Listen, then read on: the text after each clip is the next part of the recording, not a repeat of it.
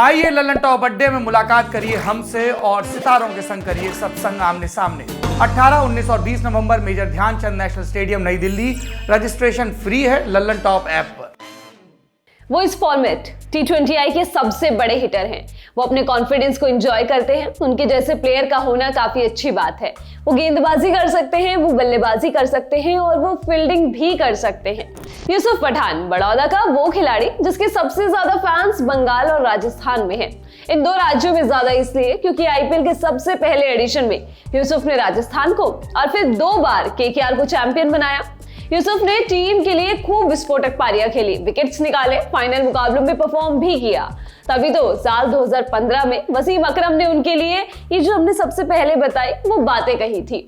और हम ये सारी बात आज क्यों कर रहे हैं? आज इसलिए क्योंकि यूसुफ का आज जन्मदिन है। यूसुफ 17 नवंबर 1982 को पैदा हुए थे। तो चलिए आपको इनसे जुड़े कुछ किस्से सुनाते हैं और इन किस्सों में कप्तान महेंद्र सिंह धोनी को भी क्रेडिट जाएगा।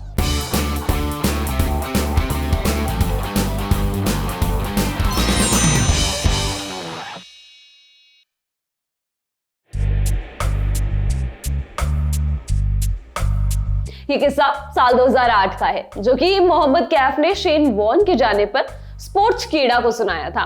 कैफ ने राजस्थान रॉयल्स और डेक्कन चार्जर्स के मैच का जिक्र किया था। कैफ, शेन वॉर्न, यूसुफ पठान तीनों राजस्थान की ओर से खेलते थे और एडम गिलक्रिस्ट डेक्कन के कप्तान और उनके लिए ओपन करने आते थे। मैच शुरू हुआ तो शेन वॉर्न ने नई गेंद यूसुफ को दे दी थी।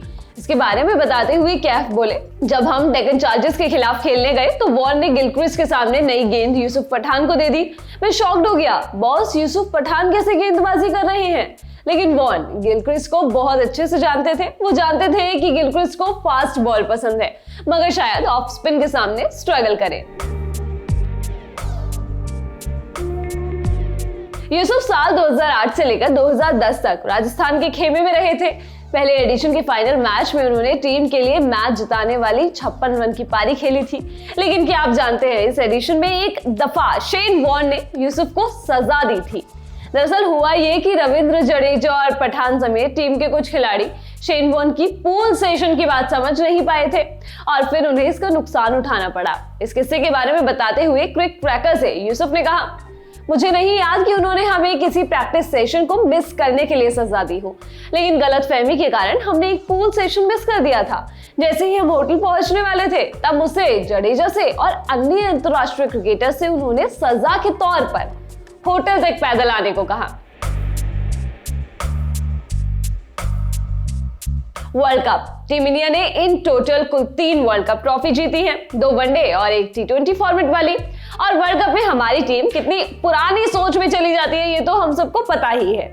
इन टूर्नामेंट्स में मैनेजमेंट फॉर्म से ज्यादा एक्सपीरियंस के पीछे दौड़ पड़ते हैं। खैर, यहाँ रेंट ना करते हुए यूसुफ पर लौटते हैं और बात इसी पुरानी सोच से उठाते हैं। टीम इंडिया ने जब भी वर्ल्ड कप जीता है उस दौरान किसी नए खिलाड़ी का फाइनल में डेब्यू नहीं हुआ, एक को छोड़कर, यूसुफ पठान।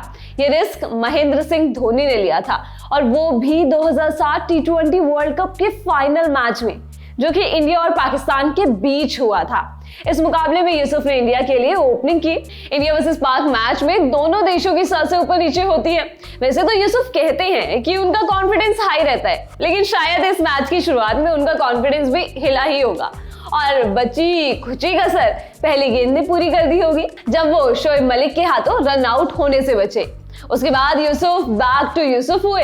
तब उन्होंने पाकिस्तान के सबसे बड़े गेंदबाज मोहम्मद आसिफ को स्ट्रेट छक्का जड़कर उनका सारा खौफ ही भगा दिया। इसके बाद यूसुफ की पारी में एक और चौका गया और फिर ये छोटा सा 15 रन का केमियो खत्म हो गया। उनका कैच शोएब मलिक ने ही पकड़ा था। और ऐसा ही कुछ महेंद्र सिंह धोनी ने साल 2011 के वर्ल्ड कप में भी किया था। इस वर्ल्ड कप में टीम इंडिया के मिडिल ऑर्डर बल्लेबाज सुरेश रैना अच्छी फॉर्म में नहीं थे। शॉर्ट बॉल के सामने लगातार फेल हो रहे थे। ऐसे में धोनी ने रैना के ऊपर यूसुफ को रखा। यूसुफ ने टीम के लिए कभी नंबर 3, कभी 4, कभी 5 तो कभी 7 पर बल्लेबाजी की। एक आध मैच में उनका स्ट्राइक रेट और इंटेंट तो कमाल का रहा, लेकिन वो बड़ी पारी नहीं खेल पाए। गेंदबाजी में भी उन्होंने कुछ शानदार स्पेल डाले, लेकिन विकेट का कॉलम भी इतना भरा पूरा नहीं रहा। जिसके बाद रैना की टीम में वापसी हुई और यूसुफ का करियर कुछ और सीजन्स के बाद खत्म हो गया। इस वीडियो में बस इतना ही। इस वीडियो को शूट किया है जतिन ने, मैं हूं गरिमा। स्पोर्ट्स से जुड़ी खबरों के लिए आप देखते रहिए लल्लन टॉप स्पोर्ट्स। शुक्रिया। हम और आप हैं हिंदुस्तान, और हिंदुस्तान को बड़ा मजा आता है पॉलिटिक्स बताने में, इसीलिए हम लेकर आते हैं नेता नगरी, जो कि इस बार है लाइव। यानी हम होंगे, हमारे मेहमान होंगे, पॉलिटिकल एक्सपर्ट होंगे, और सामने जनता होगी जो पूछेगी सवाल। राजदीप जी और राहुल जी बताएं कि जब ये मुख्यमंत्रियों से मिलने जाते हैं तो किस तरह का भोजन परोसा जाता है, और क्यों मुख्यमंत्रियों के बजाय सिने तारिकाओं के इंटरव्यू में इन वरिष्ठ पत्रकारों की ज्यादा दिलचस्पी होती है। देखिए, मैं नहीं जानता ये सवाल, ये गूगली सा सवाल आपने कहां से रखा है मेरे सामने। हम तो उस लालच में पूछ लेते हैं, हमने थोड़ी ना कहा कि ममता जी या शरद पवार जी या केसीआर जी या जगन मोहन जी या और ये पत्रकारिता के चुलबुल पांडे हैं या चुलबुल पांडे हैं। शुक्रवार शाम 4 बजे 18 नवंबर को दिल्ली के मेजर ध्यानचंद नेशनल स्टेडियम में होगा नेता नगरी लाइव। आइए और इस दुनिया का हिस्सा बनिए।